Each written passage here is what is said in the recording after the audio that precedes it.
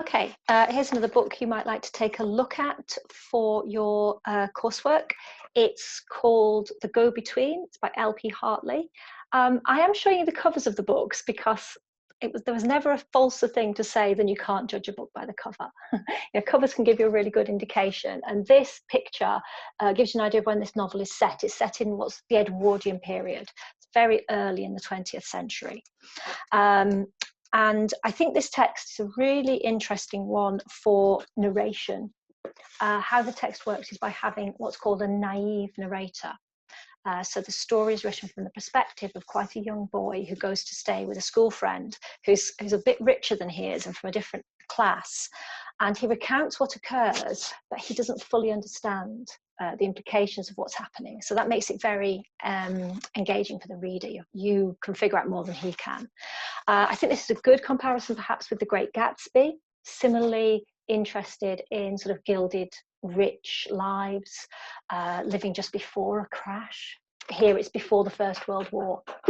Sorry, The Great Gatsby is just before the economic crash.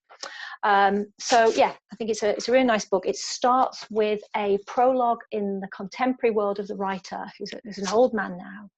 And then he finds his diary, and that's when we go back. So it's got an interesting frame narrative as well.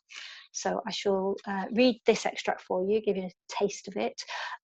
Also, it's got a very famous opening line. This line is often quoted. The past is a foreign country. They do things differently there.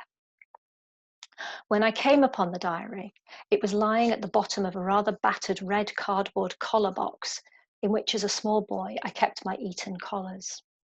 Someone, probably my mother, had filled it with treasures dating from those days.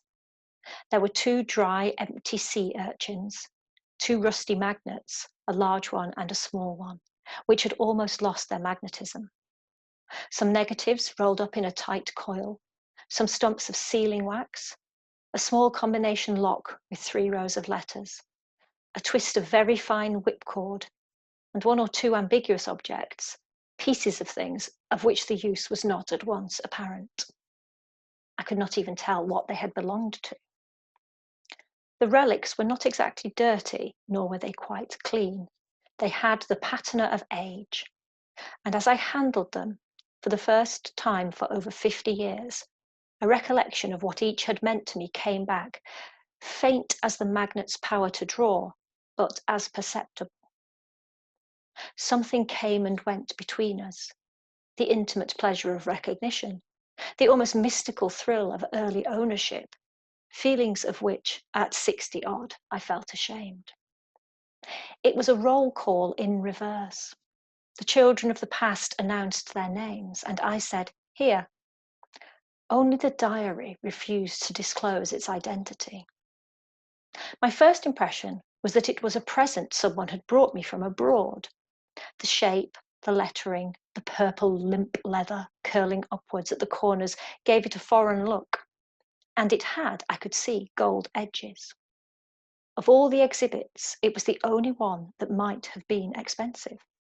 I must have treasured it. Why then could I not give it a context? I did not want to touch it, and told myself that this was because it challenged my memory.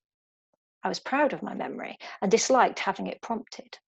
So I sat staring at the diary, as at a blank space in a crossword puzzle. Still, no light came, and suddenly I took the combination lock and began to finger it. Okay, carries on.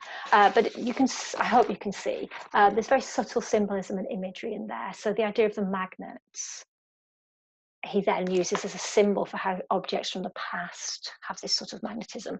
And then when he does the combination lock, it becomes sort of an image of how then his memory unlocks what the diary is about. So that's the go-between. I was just thinking as well for The Great Gatsby, it's got a love story at the centre of it as well, and star-crossed lovers. So if you like that kind of thing, you might like that.